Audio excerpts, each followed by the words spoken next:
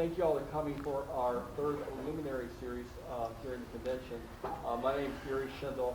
I am the Administrative Vice President for the NSF, and last year at the Colorado Convention, a number of us, myself, Alex Brow, Dave Hughes, Ernst Casting, and some others got together and thought it would be a great idea to try and get some of the luminaries in the society, the people who have made great contributions to the society, to come make presentations. And this is the first year we've had it. We're very, very fortunate that this is it's been very, very successful. And I appreciate you all coming and attending and spreading the word. And if you have some recommendations related to next year's speakers, please let Dave and myself know. And I'm going to turn it over to Dave Hughes, who's going to introduce our speaker, Dwight today. Good afternoon, ladies and gentlemen, and thank you for coming. As a quick reminder, the entire proceedings are being both audio and video recorded today, and I'm sure they will extend the usual courtesies that you would if a presentation is being recorded, including turning off your cell phones and similar noise-making devices. Our speaker today, Dr. Dwight Deal, was a Renaissance man before the phrase Renaissance man became part of our current vernacular. In addition to being a caver, Dwight is also an aircraft pilot, a scuba diver, a mountaineer, a rock climber, and a purveyor of similar dangerous hobbies that are obviously intended to terrorize one's spouse and one's family members. As relates specifically to caving, it was our speaker today that was the man that introduced the legendary Herb and Jan Kahn to both the wonders and the rigors of Jewel Cave, culminating perhaps more than 30 years ago in the Kahn's publication of the seminal book, The Jewel Cave Adventure, documenting the first 50 miles of adventure, survey, and discovery in Jewel Cave. Dwight Deal, our speaker, wrote the foreword to the Kahn's book, and the Kahns included a picture of Dwight in their book. But perhaps in partial thanks for Dwight dragging them through such gnarly and constricted passages, the picture of Dwight on page 55 of the Jewel Cave Adventure prominently features Dwight Deal's buttocks. A friend asked me the other day, he said, "Dave, what qualifications does a person have to be considered an NSS luminary?" And I replied, well, for one thing, their contributions to the NSS and to American caving must be significant and must be sustained. And our speaker today certainly has met that bar. Then I said the second requirement is to be an NSS luminary, you also have to be elderly. But evidently, in Dwight's case at least, the committee decided to waive that requirement. Thank you very much for coming. Please enjoy your afternoon with young man, American caving legend, and NSS luminary, Dr. Dwight Deal.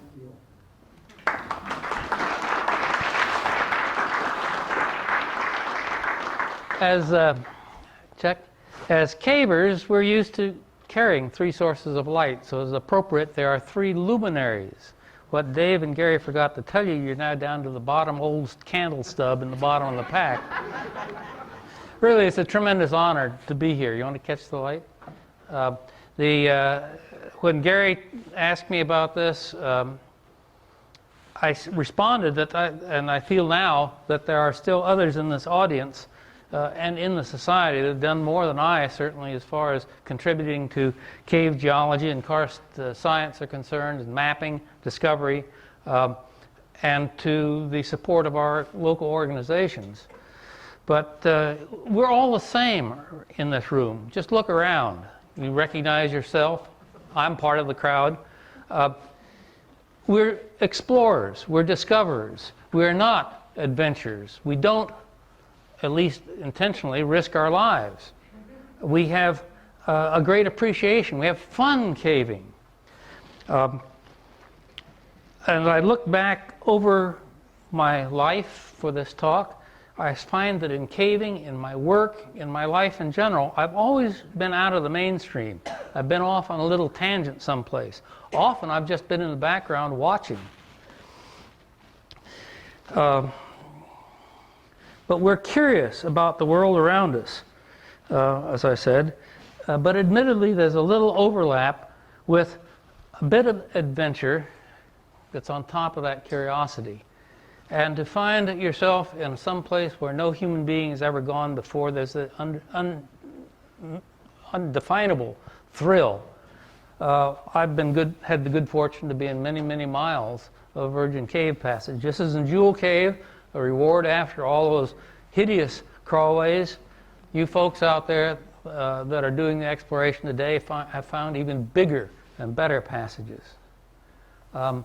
So caves sort of come back as a reoccurring theme, but most importantly in times of really personal need. It's the caving community that has given me very, very badly needed support, and I appreciate that from all of you. You're an unusual group. We are an unusual group, and loosely tied together by some sort of interest in caves. I started to put this list up, and then Will White talked, and so, yeah, I've been to 39 and 52 years. I served as the director for 7 years. I resigned after the first stint because I was going back to graduate school, and I knew I had no time at all to give to the society. But after that foolishness was over, why, I was re-elected for another 6 years. I was the recipient of the very first Ralph W. Stone monetary reward to support Ernest Weil graduate students. It was a magnanimous $100, and in 1961, with some inventive effort, it went a long, long way. Thank you all. And I received the Certificate of Merit in '61 also for the Jewel Cave work. And I was also one of the founding fellows. And more than that, and I'm very, very proud of this. I think I did more for the society at this time than any other time at all, and that was to help the fellows program really get started. How many of you know who NSS number 1 was? Merle, that's right. And notice the state-of-the-art electric lamp, the candles for necessary work, and the fine, rugged footgear. Now, I show this not so much to speak of Merle, but to speak of her husband and the kind of guy that Bill Stevenson was. He had a real knack, a real dream. As far as I'm concerned, he really was the creator of the society. And he would recognize some needs, and he'd talk to you. And he'd get you convinced it was a good idea. And a year later, by golly, you'd be doing it and think it was your own idea. I learned a lot from Bill as far as the running of nonprofit organizations are concerned, which I've been involved with all my life. He intended the fellows as recognition for sustained service to the society in research, exploration, conservation, or administration. Now, I'd been selected by him because I was active all over the country.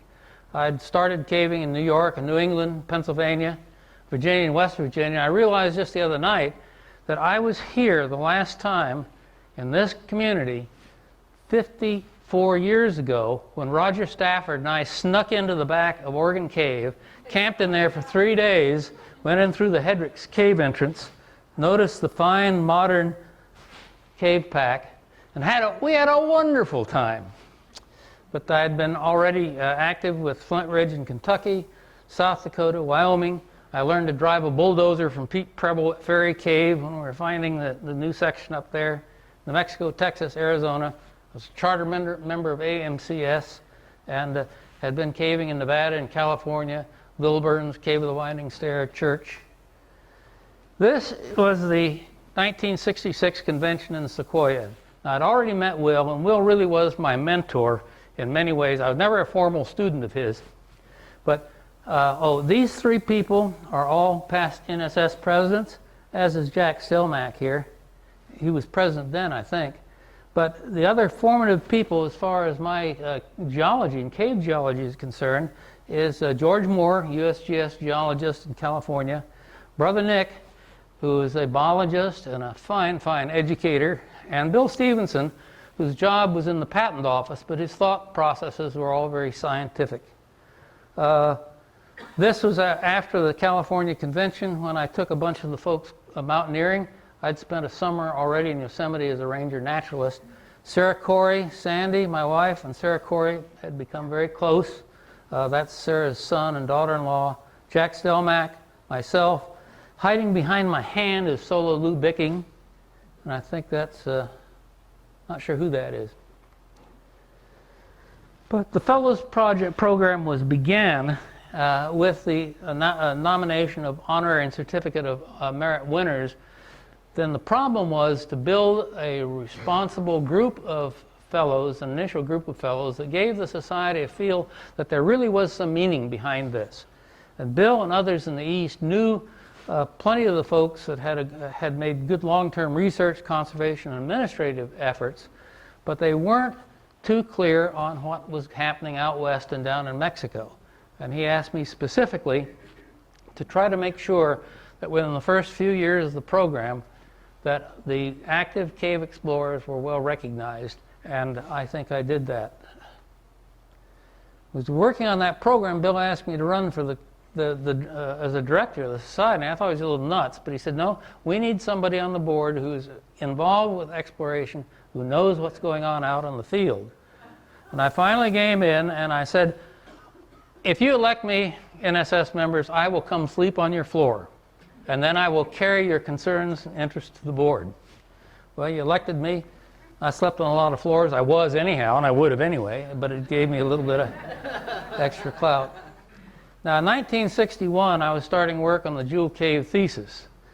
And I went to the Park Service and said, I need some funds. And they said, we can't give you any money, but we can hire you, and we can assign you the task of working on the geology of the monument 2 days a week. So I thought, well, that works for me. So I guided cave tours 3 days a week, and I worked on my thesis 4 days a week. This is me in my newly bought Park Service uniform, my mom who came out to visit, Jan Kahn and Jewel Cave calcite crystals, and Herb Kahn and Jewel Cave calcite crystals, and then just a view of where we started the tours up at the Ranger's cabin.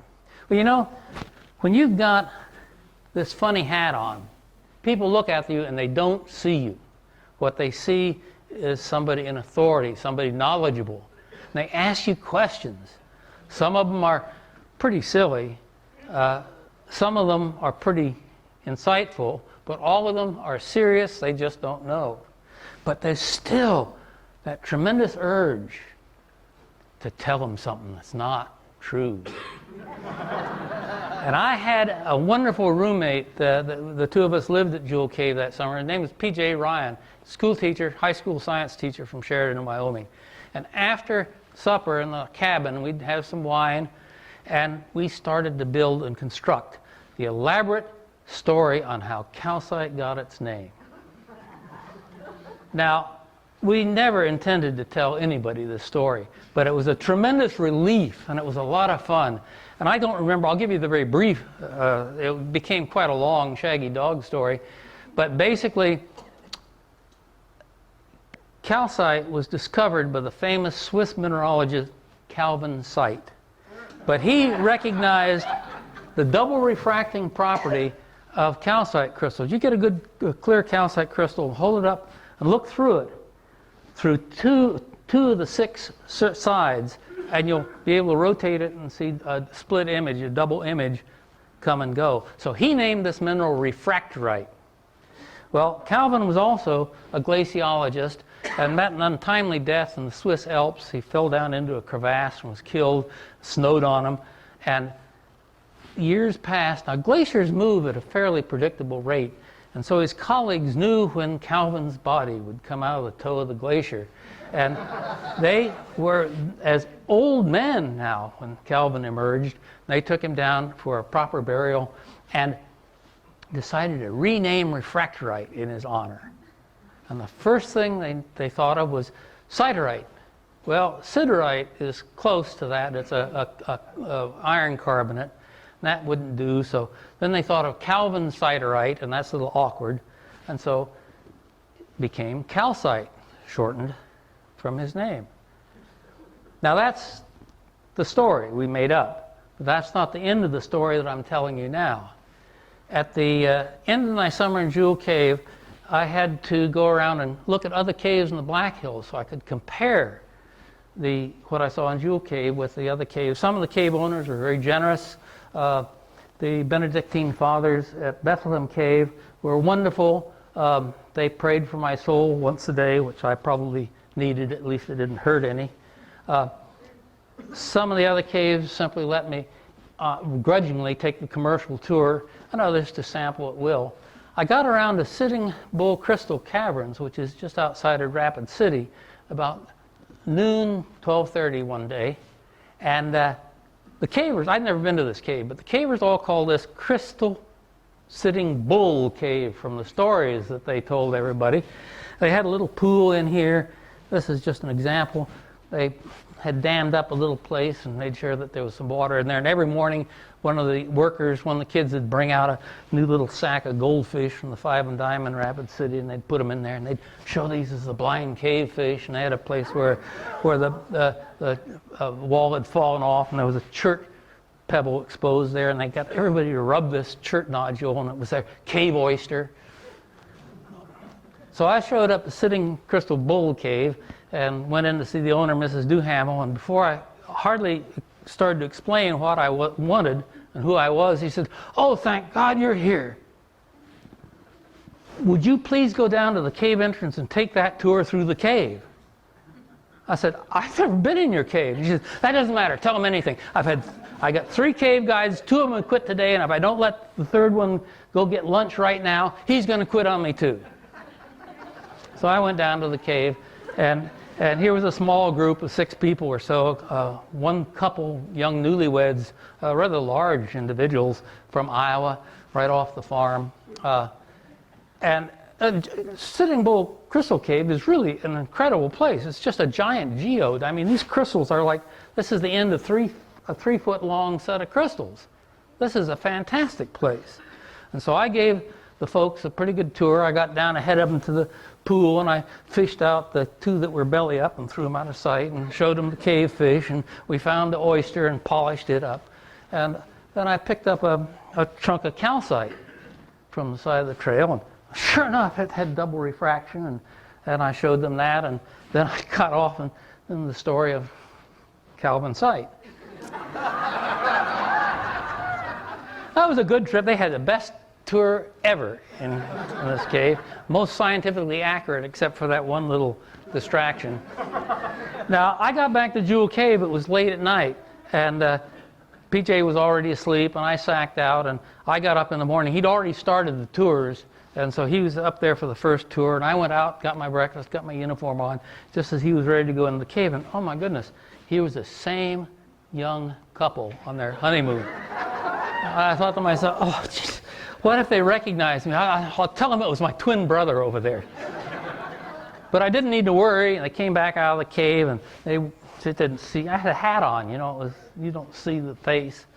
But PJ had this funny look on his face, and when they went, sort of dispersed, he said, "Dwight, see that young couple over there?" I said, "Yeah." He said, "They just told me our story."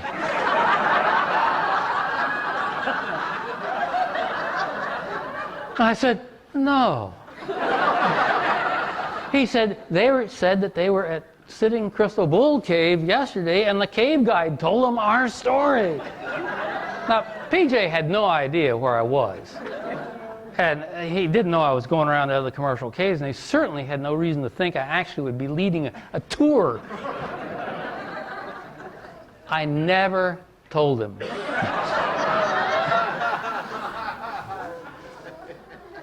So how did I get here today? Well, I grew up in New York City on Staten Island. Actually, it was a pretty idyllic place because my father taught college on a small Lutheran college campus, Wagner College, and we had 84 acres of woodland around the house.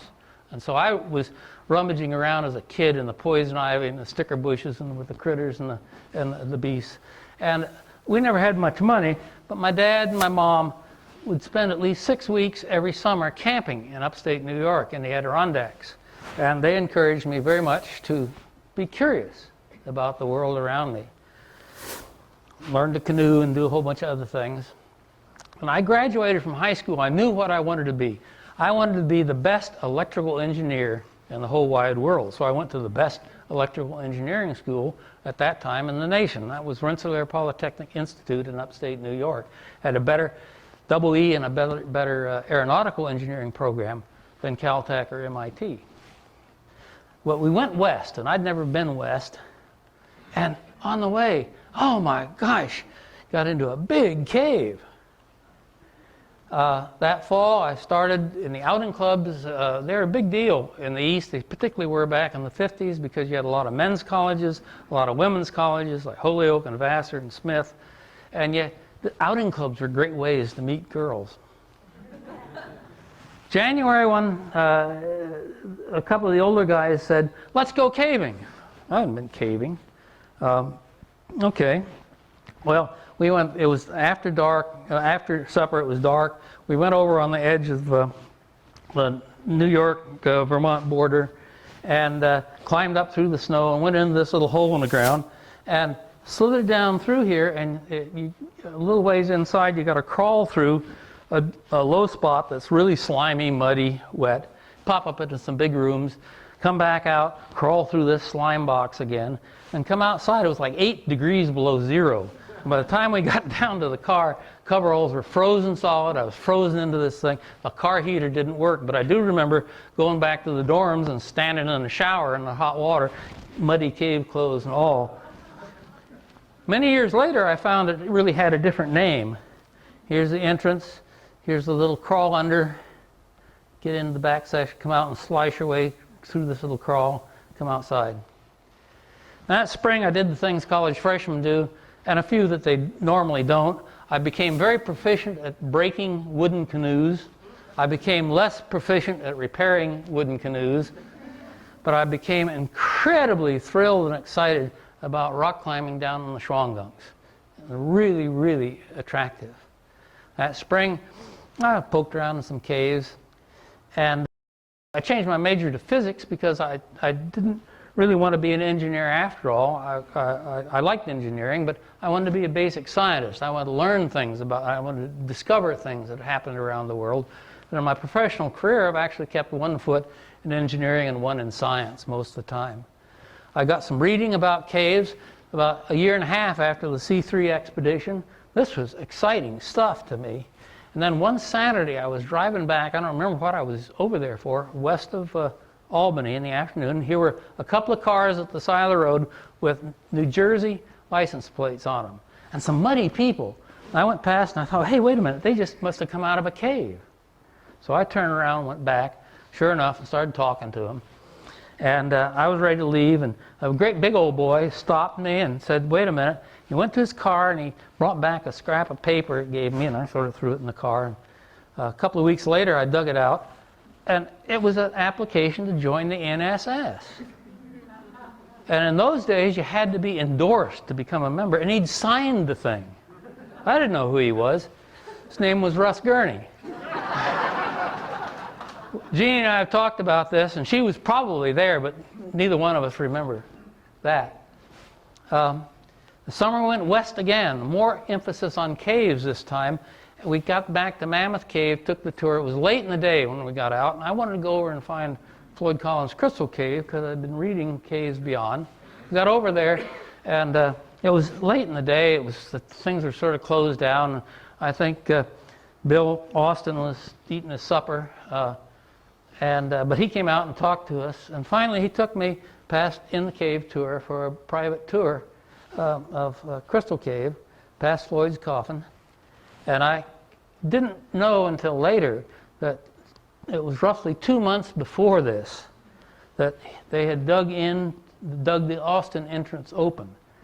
Not into Crystal Cave, but into the Unknown Cave, which opened up the pathway to explore Flint Ridge. But he was very generous, and little would I know how much time I would spend in the future there. Then we started to drive down from Troy to Thorn Spring Park, Franklin, West Virginia. In the winter, I was doing a lot of winter mountaineering. Now, I learned to ski the old-fashioned way. We used ski touring, cross-country skiing to get on the approach and switch to snowshoes. This is significant because we were very remote up here, and there was no such thing as, the most advanced first aid training was just that, American Red Cross Advanced First Aid. And I became an ARC Advanced First Aid instructor, and we devised all sorts of practice improvising splints from all sorts of things and making a toboggan out of skis. But it was the beginning of what was a lifelong involvement with mountain rescue, search and rescue. By the time I got to Laramie, I'd been involved with a couple of rescues with the Park Service and the Tetons, and I became the leader of the Laramie Mountain Rescue Unit. The standard of care at that time was if you had an accident 40 miles out of town, it was the janitor at the funeral home that would get in the hearse with a buddy and go out and bring you back to the hospital. When I got down to Alpine, I was obviously got involved with the Brewster County Rescue Squad and ultimately became the leader of that as well. Now we've talked, other people have talked about what kind of climbing and the way you get in and out of vertical caves back in the 50s. By winches or by ladders. Bill Cuddington was starting to do his risky thing down south here, almost getting himself thrown out of the society for being so irresponsible. As a mountaineer and rock climber, it was illogical to bring rock climbing techniques into caving. I quickly learned that cavers aren't safe on the rock. Rock climbers aren't safe in a cave, and it's a philosophical difference that is very, very important. Because climbers, at least then, climbing is a different sport now than it was back in the 50s and 60s. You climbed on the rock, and you used the rope as a safety in case you messed up. Cavers used the rope as a tool, as a nylon highway. The rappelling was simply a hot seat rappel or hasty rappel. You use your body as a brake bar. And you climbed back out using 3-knot prusik knots. And the ropes we had were all twisted, were laid. On a nylon rope, you got a lot of spin, and I was never really completely nauseous. The worst time was when John Fish and I first explored one of the pits down by Golondrinas, Sotano de Sapillo, basement of brushing your teeth, quite literally. And that was a 412 or 420 foot pit. We had short ropes. We had two 200-foot ropes and a 100-foot rope. Tied them all together, so we had 2 knots to go over. But when we came out, it really, really spun at the bottom. This is John Sweet coming up out of Cass Cave. Notice the twisted laid rope and the device here that hurries up his ascent as it starts to evaporate all the moisture in his jeans. But this is, it gave Roger Stafford and I a great view of the cave as he got up there. This is 3/4-inch twisted manila rope, which was the state of the art at that time. The club would buy the rope each year new and throw it out after a year's worth of use. And the guys at UVA, John Sweet was one, Roger Stafford was another, Dick Byram, a few others, had devised this rappelling log, which worked just great on the thick manila ropes. This is the one Roger Stafford gave me because he built himself a better, smaller, more convenient model. But I used mine in quite a number of holes. Now the thing is that this would generate a lot of heat, and those are literally burned in from the friction around the spool. It doesn't work on nylon ropes because the nylon ropes melt and fuse to the caspin there. And there's been at least one caver at that time that got stranded on the rope because he used nylon rope, and it just fused himself into a tight position. Cam climbing, coming about, I was involved with that. I did a lot of training of cavers on how to use ropes in caves safely. There's some of you in this room, I know, and there's probably a number of you that are great-great-grandchildren of that training passed down through previous folks. 1964, Henshaw and Morehouse came up with the Iowa cams, and immediately I built a version of it.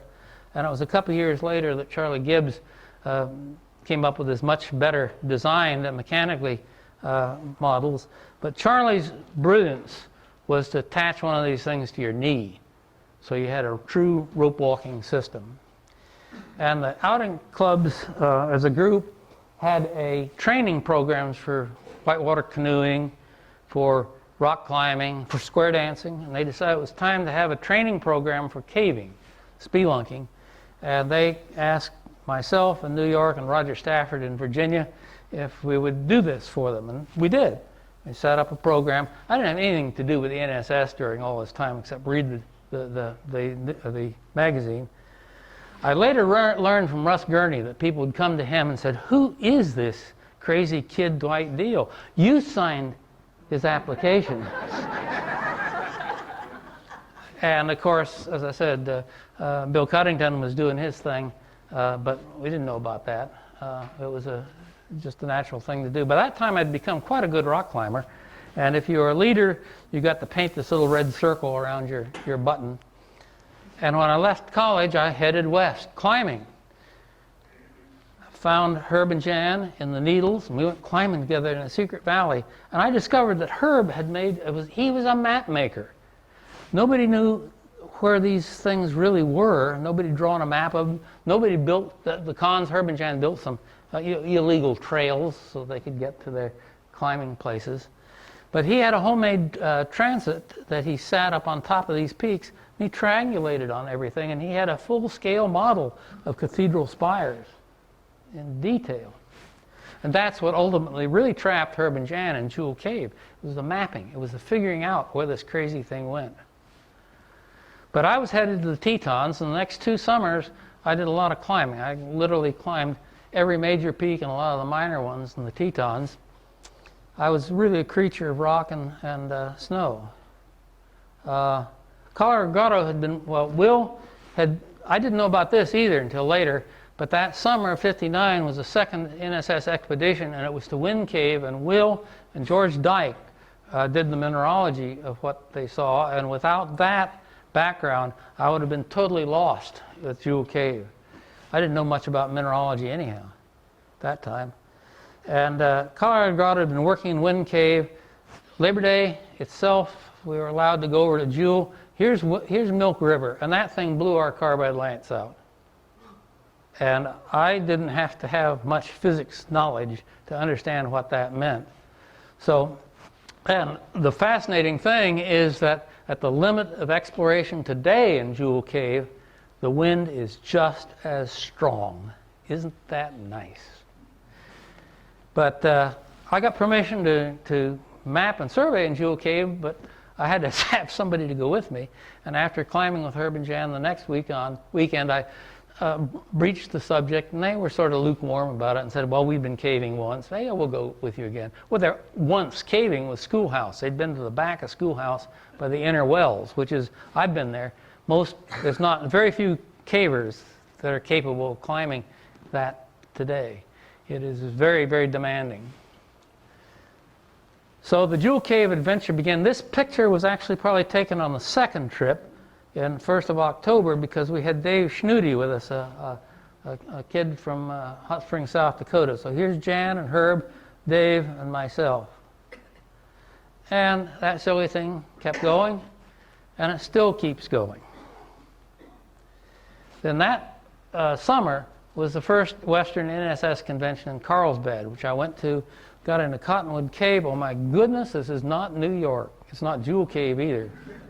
And after the convention, I joined Will White and some of the other folks from Nittany Grotto. We surveyed the cave, and I got to know Will, and he got to know me, and that's where he set the seeds of, well, maybe I ought to try to see if I could use Jewel Cave as a master's thesis at the University of Wyoming. I won't go into that story, Will, but it was a hard sell. In June, went back to the Tetons. It was actually full winter conditions still there. This is the summit of the north face of the Grand from the summit of Owen. And then I went back east to visit my folks. The CRF had invited me to stop at Flint Ridge, and that started the beginnings of a long association there. And as a geology student over the years, the CRF folks were not allowed to go into Mammoth Cave. But Will was a geologist, and Jim Quinlan was a geologist. And I was sort of a geologist. And so I rummaged around all over Mammoth Cave with Will and Jim, particularly with Jim. And there was probably a moment in time in which I may have been the one person who had seen more of Flint Ridge and Mammoth Caves than any other person. Not that it would have done me a lot of good. I remember Roger Brucker giving us the old shuffle when the first time I went out to Candlelight River. You wanted to make sure I had a dime in the bottom of my boot so we broke out in a Mammoth Cave. We could call the superintendent and wake him up from the Snowball dining room where there's a payphone. We both knew that if I popped up in some place where I'd been with Jim or Will, there's no way I'd know how I got there. There's no way. So I went back and spent the rest of the summer climbing in the Tetons and the Bugaboos. This is the back side of the Tetons, the alpine karst of Fossil Mountain Ice Cave. And while at Wyoming, I also went down to Shiprock and climbed Shiprock. And that was the start of a 4-year infatuation with this thing. I've climbed Shiprock several times, and I worked on a new route up the imposing southwest buttress. And eventually it got to where you had to just flat put in a bolt ladder, and I wasn't interested in that, and I sort of lost interest. And a couple of years later, Fred Becky actually finished the climb. I also started skiing ski patrol. There's not many cavers that know that I spent 35 years as a very active ski patrolman. And it started at the University of Wyoming because there was a new ski area, Medicine Bow ski area, I think it's now called Snowy Range. It was new. They needed first aid people. I couldn't ski very well. They said, look, you've got all this mountain rescue experience. You come help us on the hill and in the aid room. We'll get them down on the toboggan and we'll teach you how to ski better. And it worked. It did. Even when we were living in Alpine, Texas, my wife Sandy was also on ski patrol, and we ended up staying qualified at Sierra Blanca ski area, which is now called Ski Apache, I think. And that's a 7.5-hour drive one way from Alpine with an hour time change. But we skied 22, 24 days a year, and the kids grew up on skis. I came down to teach in Alpine, Texas, then I went up to North Dakota and got my pilot higher and deeper degree, came back, and then spent a year and a half, 14 months in Austin, working on loan to the Bureau of Economic Geology, doing the first environmental mapping of the Edwards Aquifer Recharge Zone, then back to Alpine. Now, one thing that I got started on while in Austin was the Texas Natural Areas Survey. This had some interesting repercussions, and we didn't know when we were doing this whether it was going to amount to much, but when I've gone back 25, 30 years later, many of these places, and we studied 27 areas, many of these are now in the public domain, one way, shape, manner, or form. It was a senator from Dallas, from Fort Worth rather, who had the ideas, and I joined him as the field research program manager. It was a seasonal sort of thing. And I hired a bunch of cavers on and off. Ernst Kastening did the Enchanted Rock geology work for us. Some of the other cavers involved were as many as I could work in. But as Carl Kunath summarizes, that these studies were fundamental to the initial efforts to preserve the dwindling natural areas and to educate state policymakers as to the importance. These activities and the strong support from Don Kennard helped pass the Texas Cave Protection Act in 1979. So the Devil's Sinkhole was the one big area, totally karst-centered feature that came to the state of Texas as a result of that. I had a little airplane for a while, flew around, used it as sort of as an airborne jeep in West Texas. I always had a consulting business. I started doing groundwater and mining. And the Jewel Adventure came out. We had a big flood on the Rio Grande. I was running a lot of trips down through the lower canyons on study groups, and usually it was a 7 or 8 day trip on canoes or rubber rafts, 84 miles. We rode the flood crest down. It took 12 hours and 56 minutes. And then my wife unexpectedly passed away, as many of you know. I had these 2 little kids, one 8 and one 11, to try to raise. I couldn't run my business. I couldn't run a job. I was a mess. And two wonderful caving couples, one in Austin, one in Carlsbad, offered to take the kids into their home for however long it took for me to get things straightened out.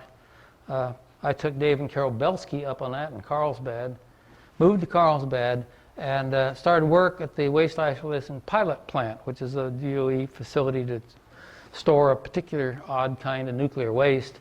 Started there mapping these half-mile deep, the geology of these half-mile deep vertical shafts, and ended up fairly quickly being the geotechnical manager, which meant not only taking care of the problems, the geological problems underground, but also on the surface, the groundwater, karst and soils. There's there's a gypsum karst there. But I was pretty well occupied raising the kids, and the chip cap, a wonderful set of exploration. Thousands of square miles, tens of thousands of gypsum caves, essentially all of them virgin. Great place. The kids could work in those with me.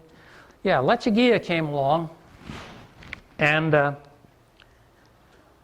I kept pretty close tabs on what was going on, but I didn't contribute a whole lot, particularly after the cave trips became more than 24 hours long. I couldn't take the time. I had a very responsible job. And there was another thing, too, and those of you that have been involved in Lechuguilla, pardon me for just a little bit of an exaggeration, but the caving politics were not very congenial a lot of the time. I tried to stay friends of everybody, and but did go in and do things when I was asked. Now, my daughter, by the time she was 14, was getting to be a pretty good vertical caver, and we took her into Hells Below. It's a 70-foot drop. And then when she was 15, I arranged a trip into Cave of the Madonna, which is a 210-foot drop. I enlisted the aid of Barb Emdy, who was a wonderful role model for my daughter. Dave Belsky, in case something went wrong. He's an incredible guy. When you need help, he's there. And I think Gary Moss was on that trip. Gary's in the room here, too. Now, how many know what Whipple Communications was and Channel 1 was? This was a scheme to wire high schools across the nation with TV. And in return, they had to play a 5-minute bit of infomercials, and they always ended with something very special, focused on something a high school kid was doing. This video was shot by Tom Zanes. Tara Deal's a 16-year-old from New Mexico with a hobby most people would associate with bats. She's a spelunker, someone who likes to explore caves. This summer, we followed her into the mountains of Lincoln National Forest.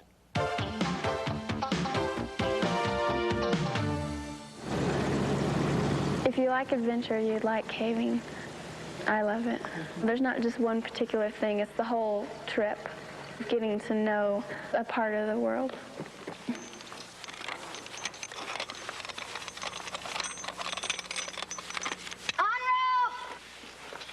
When you start going down, there's just nobody. It's just you and the rope, and it's kind of neat. It's kind of scary, but you just whiz down the rope.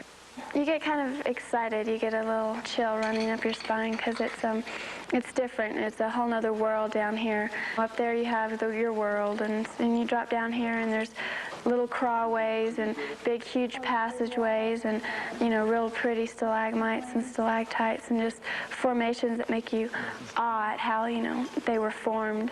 Oh wow! Watch out, it's slippery. Caving can be dangerous. It's important That's Andy to have Belsky. 3 people with you, because if you drop into a cave, if somebody gets hurt, it's going to be kind of hard to get them out. People are all kind of telling me, "Oh, you're a spelunker. Do you like that? Why do you do it?" They've never been, so they don't understand why a person would want to crawl around in a hole in the ground, in the mud and the dirt and the cold, and it's fun. It's just really an awesome feeling to be exploring something like nobody'd been there before. Some places nobody has been there before. You get a feeling of satisfaction, like, I've been to this place now. It's a memory. It's something that you can think about whenever you want to, and it's just a pretty satisfied, full feeling. Off rope! Can you imagine if she slipped? It's a lot like scuba diving. It's one of those sports you just don't want to do alone. Well, she looks like she's in good company. That's Channel 1 for today. We'll see you here tomorrow. Do you hear her? Why do you do that? It's fun! I'm going to skip through a couple of things here. I was in Lechuguilla a couple of times on made what I think some pretty significant contributions. One was the precision survey, which put a point at the top of Great White Way that had an accuracy that I'm told was a few centimeters from where it really was in reality. And then Emily's spring break, I brought the drugs out. I was in town. I was named EMT and could bring them. And I got Dave Belsky and Bill Greenlee. As soon as the wire showed up for the field phones, we went into the cave and ran all the communications.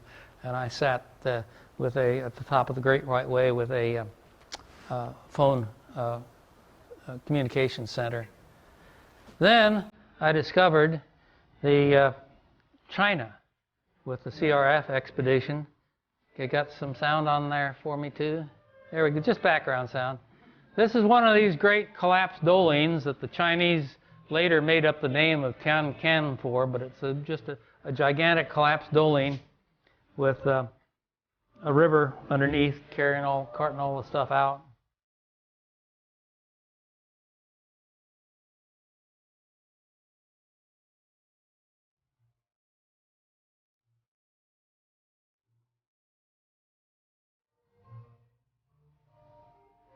Little fertilizer, night soil.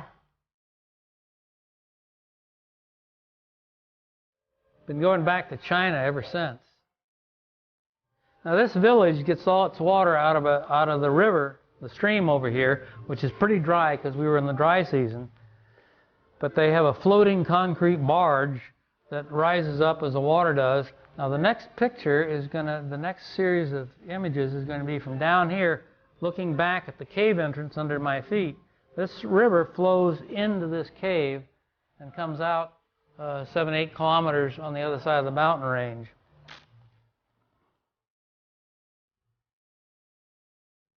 Flows right in there. There's some cavers down there for scale. I think that's John McLean, as a matter of fact. But in the wet season, the water level's up about here.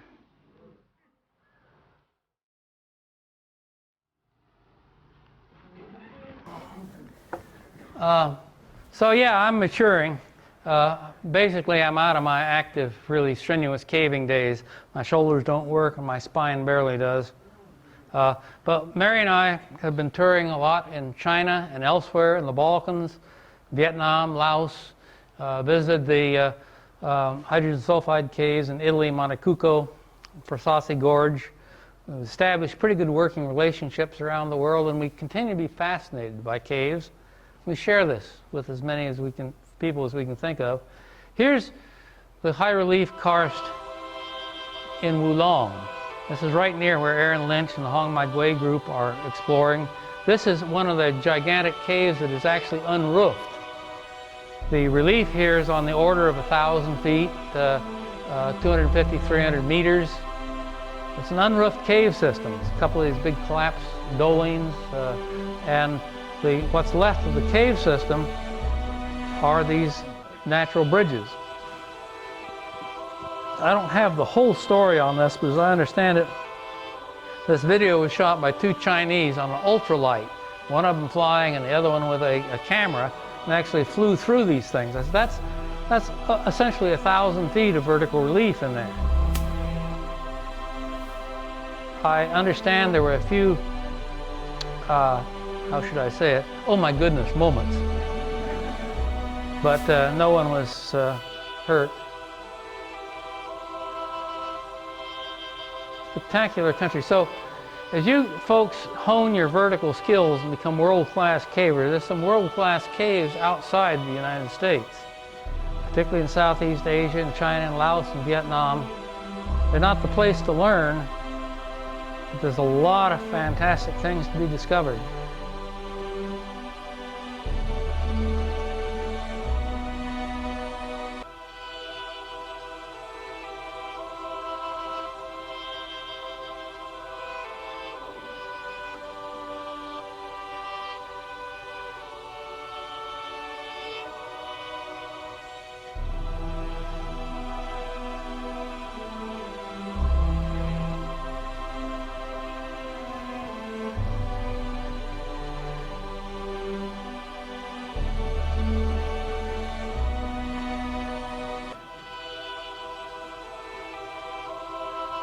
You think he changes his mind here and decides not to fly through it this time. Whoop! Once was enough.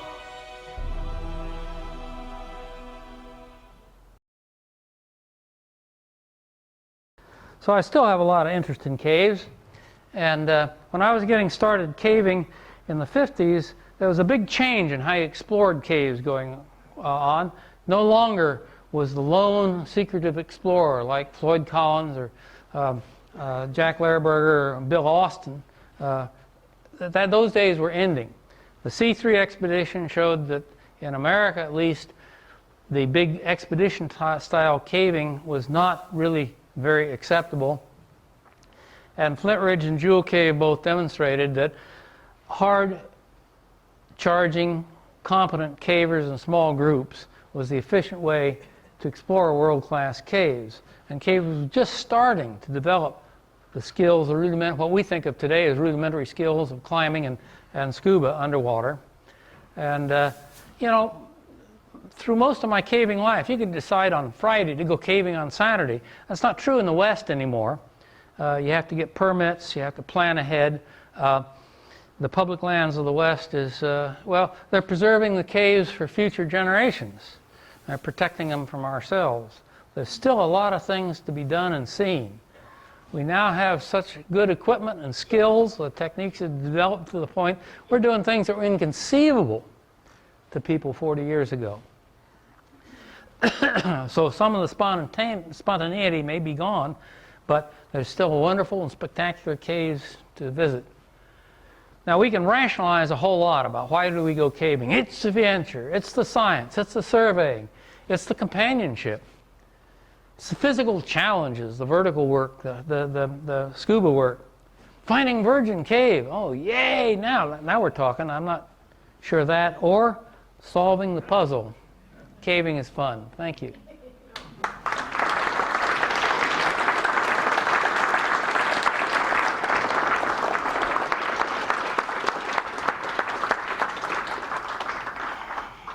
Thank you, Dwight. That was fabulous. Dwight is free to stay here for a little bit longer. If anyone has any questions or comments, I'm sure he'll be glad to address them. Yes, sir. Is the ultralight flying through caves footage available generally? That footage that you just saw is available on our website.